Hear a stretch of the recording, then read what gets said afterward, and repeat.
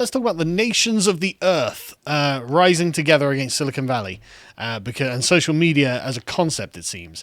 Right, so this begins in 2014, doesn't it? With Turkey banning Twitter. I had no idea. You found this, didn't you? Yeah, so the Turks sent 3 court orders to Twitter. So this is Twitter's version of events, in which 2 of them, they'd already suspended the content and the guys. Mm-hmm. So they were like, all right, those are done. The third one is just someone claiming that your government's corrupt. So they actually cucked and they did a country lock on the third guy. Mm-hmm. So his content couldn't be seen in Turkey, but it could be seen elsewhere. And the Turkish government were like, nah, it's not good enough. So they continued to block Twitter in response. But I love Erdogan's response in it. Yeah, this is amazing. And Erdogan sounding like an Assyrian emperor. We now have a court order. We'll eradicate Twitter. I don't care what the international community says. Everyone will witness the power of the Turkish Republic. Right, Palpatine. Well, our Death Star is fully operational. Exactly. We're destroying Alderaan. We're looking at you next, Facebook. Yeah. But yeah, so that's mad. And then, of course, in 2020, Twitter suspended over a dozen Venezuelan military and government accounts. Swinging their D around. Yep. So the Venezuelan government were quite shocked by this as well, because it wasn't like something big had happened, as my understanding. But just a bunch of their government accounts just gone. I was like, okay. Yeah. Why? You didn't do this when we were doing the really bad stuff. Weirdly. But now we're still doing bad stuff. Suddenly you care? But yeah, anyway, so... this is Twitter getting too big for its boots. And I think Twitter and Facebook and YouTube and all of the other social media Silicon Valley platforms really showed that they were too big for their boots when they, of course, banned Donald Trump on January the 8th. Permanent suspension, and Facebook, it looked like they were going to bring him back on because his accounts were reactivated, but then their independent review board were like, no, it's got to be for another 2 years, so he can't be running in the next election or something like this. So they all decided to deplatform at the same day the sitting president of the United States. The leader of the free world. The leader of the free world. Censored by Silicon Valley. So everything that happens to Silicon Valley from this point onwards is pretty justified, in my opinion, because this is, as we will see, a massive human rights violation by their own standards. Anyway, so let's just look at what's happened this year. So 12th of January 2021, Uganda decided to just ban social media. Now, this isn't an uncommon occurrence in Africa, for corruption reasons, obviously. You can always build your own Uganda, don't worry. You can always build your own Uganda, Twitter. So, yes, 2 days ahead of a presidential campaign, the Twitter was blocked, and presumably other social media accounts as well, because campaigning had been marred by brutal crackdowns on opposition rallies that left scores dead, repeated intimidation, arrest of opposition candidates. Banning social media is kind of lower on that totem pole of problems. The European Union chimed in and said it expects Uganda to provide a level playing field for all voters to exercise their democratic rights without fear of intimidation or violence. Shut up, they're killing people. Idiots. But anyway, so obviously it's just about hiding corruption, though. And then anyway, so still in January 2021, as we reported, Twitter for some reason refused to take down alleged child porn. Weird. Hill to die on. The Vorsh Hill. Don't know why they needed to do that. Child protection expert Mark Williams-Thomas said the use of Twitter by paedophiles was out of control, and the newspaper's description of the platform was, Twitter is a paedophile's playground. It is the go-to platform of the left. That's true. Anyway, so this was used as an excuse in April by Russia as part of their war against Twitter. Again, probably actually not the real reason the Russians care about what's going on Twitter. Probably more to do with corruption. But, did you have to give them this reason? Yeah, but I can't exactly say, oh no, Russia, don't. Twitter did nothing wrong, since it's full of CP. But yeah, so the communications watchdog, the state communications watchdog, which I'm not going to try and pronounce because it's a weird Russian word, accused Twitter last month of failing to remove content encouraging suicide among children. So presumably that was transphobic, as well as information about drugs and child pornography. Russian authorities said they've been throttling Twitter, slowing it down until mid-May, but wouldn't block the platform for now because it started to remove the banned content faster. Announcement marks somewhat of a reprieve in a recent standoff between the Russian government and the platform, but again, it's because of the role of amplifying dissent in Russia, I think. I don't think it's really about these They don't really moral want issues. people on Twitter either. You want them on Russian social media. Yeah, exactly. Right, and anyway, so moving on to February. Australia India had a big hoo-ha with Facebook because they were trying to take money from Facebook. They were trying to... The same thing that the European Union wanted to do, isn't it, with Article 13, where they wanted Facebook to have to pay for clicks on Australian newspapers. And so Facebook were like, right, we're just going to ban news in Australia. And that was it. They just banned all this news in Australia. They ended up cucking down. They did, of course. Of course they did. But it's interesting how they're just like, yeah, we're going to steal from Silicon Valley. Oh, yeah, that's great. What are you going to do with it? You're going to give it to News Corp. Yeah. Okay, great. But the same thing happened in the EU, where they have, and it will come in at some point, I think, because they did pass it a couple of years ago, but I think it's just the glacial speed of bureaucracy in Europe that has not made this happen yet. But yeah, so they essentially want Silicon Valley to stop giving people money because people have clicked on their links. It's like, what? Normally you have to pay for advertising. Like, people sharing things on social media is massive amounts of free advertising. Yep. And normally you have to pay for advertising. And you're like, yeah, so if someone clicks the link, you have to give us money? It's like, clearly just a shakedown. It's clearly a shakedown. And I don't want to defend Silicon Valley, obviously. Duh. You know, I kind of hate Silicon Valley. But, like, this... But it's another war between legislatures and Silicon Valley. Yes. In which, frankly, for the Australian Parliament, I reckon it was more about, no, we need to show we have control over you. Well, that's the point, isn't it? The fact that Silicon Valley companies are in, like, sometimes hot wars with national governments. I mean, let's recall Erdogan's, everyone will witness the power of the Turkish Republic. What, by suspending Twitter? That's the power of the Turkish... That's not very impressive. You used to have an empire. Like, now the power is Jack Dorsey gets blocked in Turkey. Oh no. Yeah, Anyway. I bet he didn't even notice. I bet he probably overslept that morning. You know, it's like this is the power of the Turkish Republic, is it? Right? And so that's the point, isn't it? Like the social media platforms have become so powerful in disseminating information that national governments are now on the warpath against them.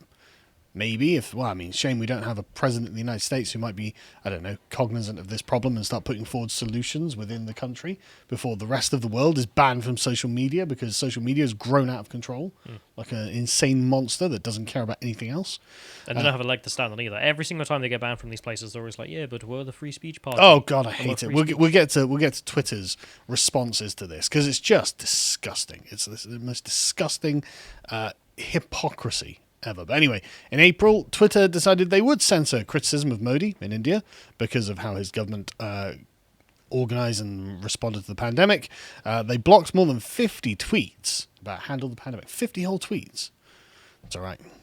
Turkey has destroyed Twitter now. Twitter complied, preventing these views, blah, blah, blah. So Twitter's compliant in censorship. Thanks, Twitter. Yep. You always have been. In fact, back in 2009, they used to bill themselves as the free speech wing of the Free Speech Party, meaning the Democrats. How ironic. Again, only like 10 years ago.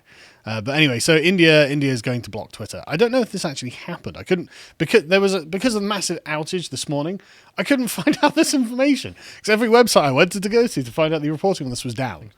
So, my understanding is this was in response to like anti-Indian hate speech was the accusation as well. It's like you're allowing what would it be, Hindu-phobia on the platform, therefore gone. Which one way of solving it. Yeah. And who cares about Twitter's stance on free speech? Witness the power of India.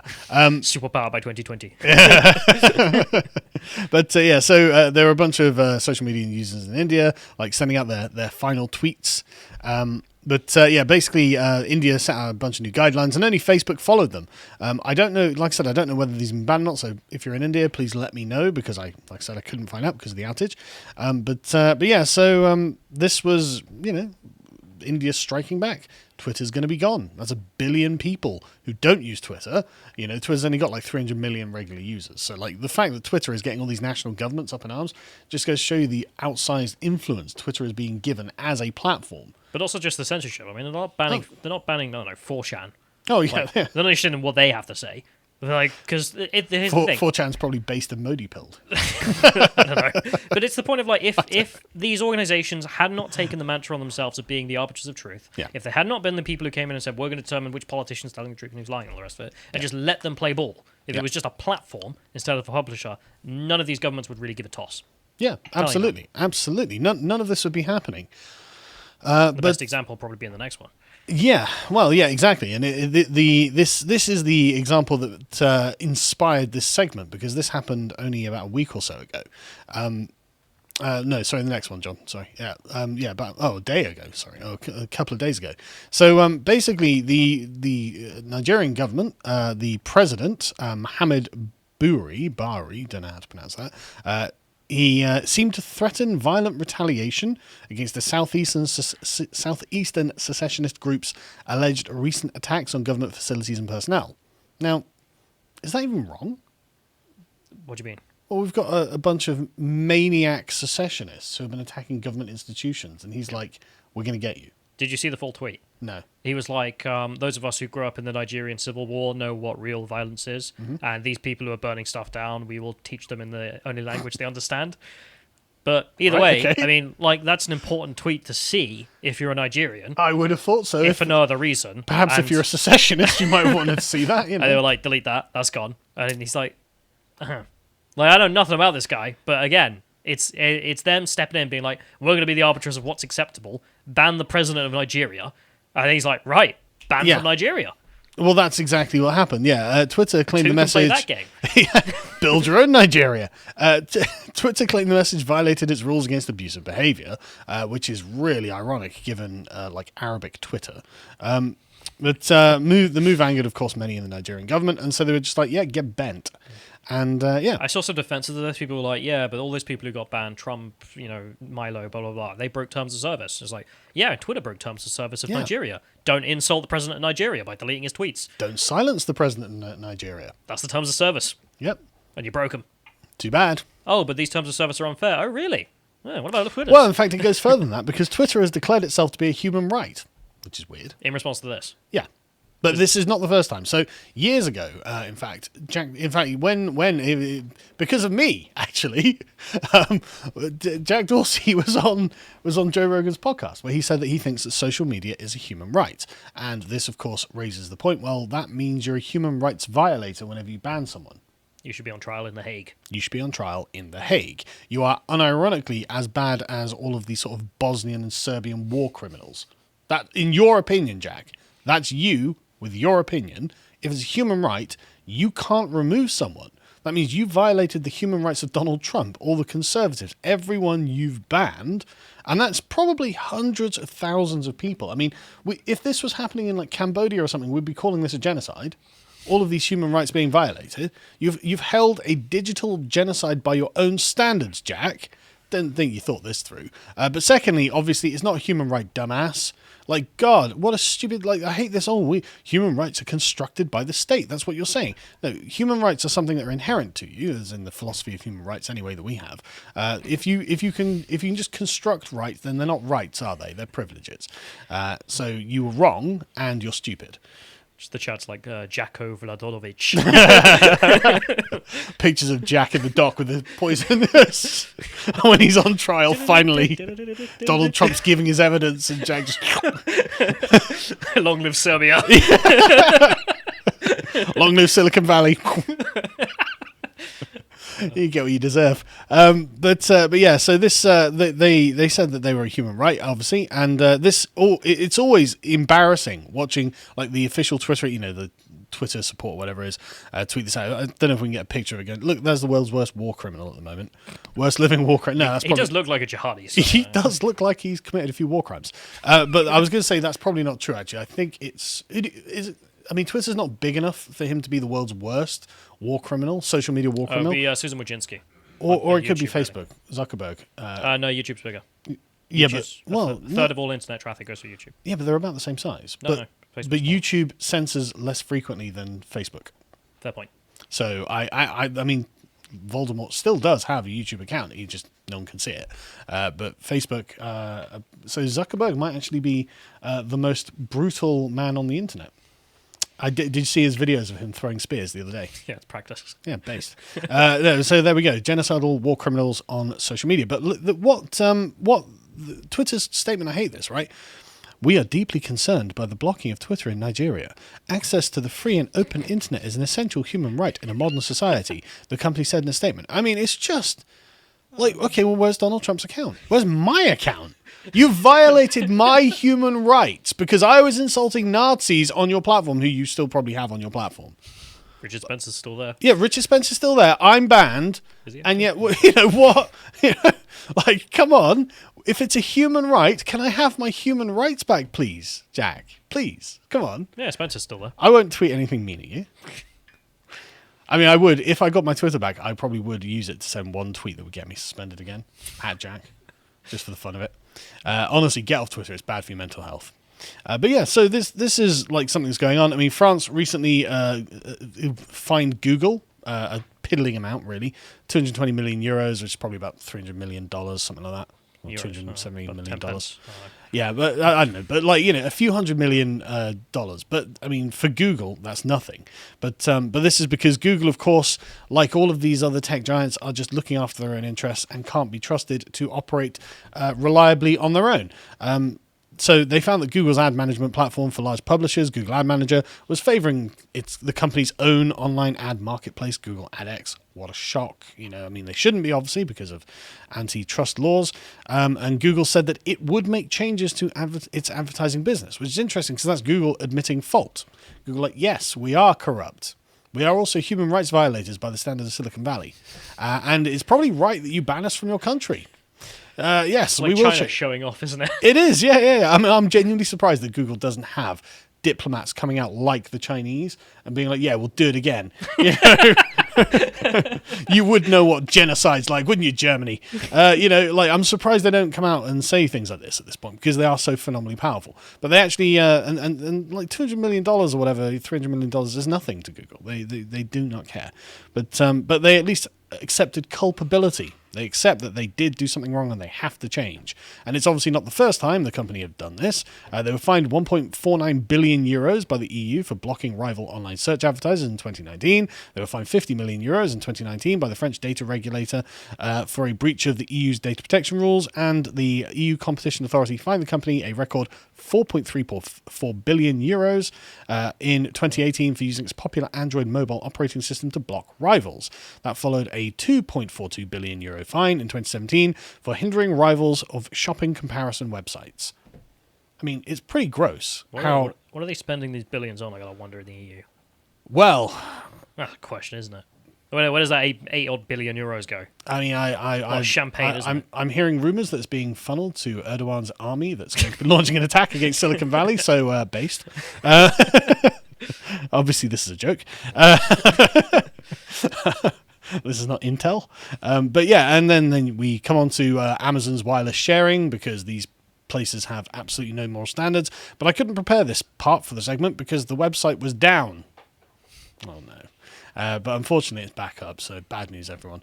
But yeah, so but I think what all of this does is go show and again, all of these companies are situated in Silicon Valley, the massive amount of power that these companies have over the world, I think, demands a bit of closer scrutiny. I mean, they are human rights violators by their own standards. They are completely out of control. I mean, what is this? Who wants Amazon to be like, yeah, we're going to just turn everything into an accessible mesh network? So anyone who like hacks into one thing can see everything anywhere. I mean, why would we want this? Like, just because you can build such a thing doesn't mean you should build such a thing.